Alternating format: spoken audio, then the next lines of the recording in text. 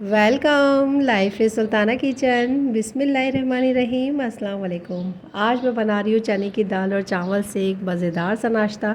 बहुत ही इजी और बहुत ही हेल्दी नाश्ता आप लोगों के लिए लेकर आई हूँ। बहुत ही क्विक और बहुत ही इजी है इसको बनाना। तो चलें जल्दी से इसको स्टार्ट करते हैं।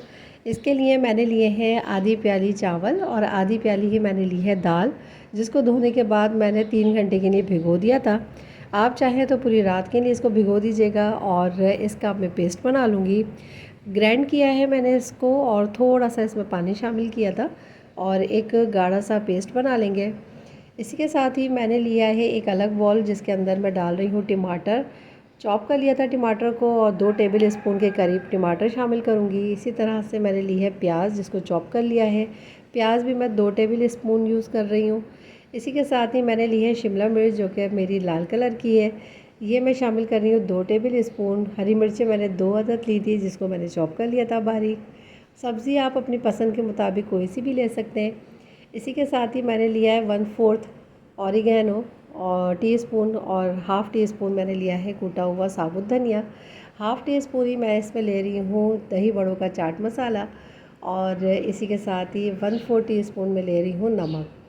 और इसमें मैं डाल रही हूँ थोड़ा सा हरा धनिया और पुदीना, और वो भी 2 टेबल स्पून के करीब डाल रही हूँ। और इसको मैं मिक्स कर दूँगी।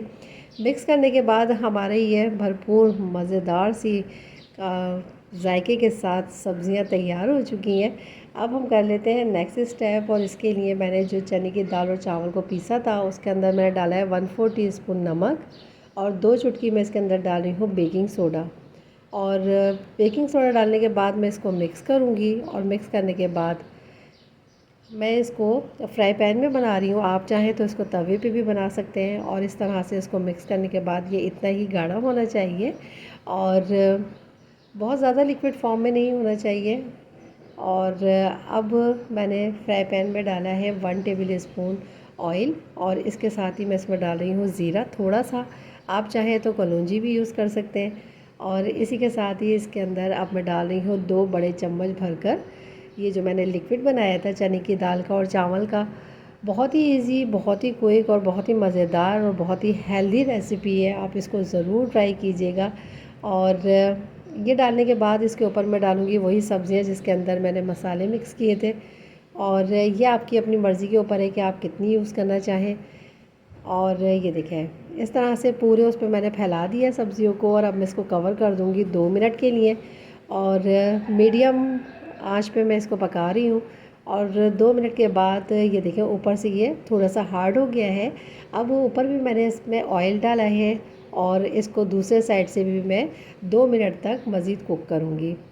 बहुत ही अच्छा, बहुत ही गोल्डन सा कलर आने पर मैं इसको निकालूंगी और इसी तरीके से दूसरा भी पराठा तैयार कर लूँगी।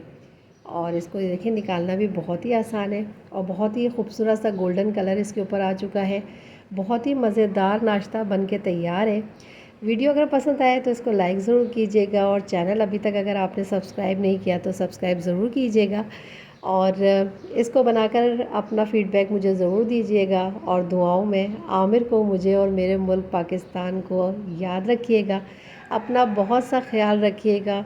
मिलूँगी इंशाल्लाह बहुत ही मज़ेदार और बहुत ही हेल्दी रेसिपी के साथ। और ये देखें अंदर से ये बहुत ही अच्छी तरीके से कुक हो गया है। इसको मैं इस्तेमाल कर रही हूँ रायते के साथ, चटनी के साथ भी आप इसको एंजॉय कर सकते हैं। ओके, अल्लाह हाफ़िज़।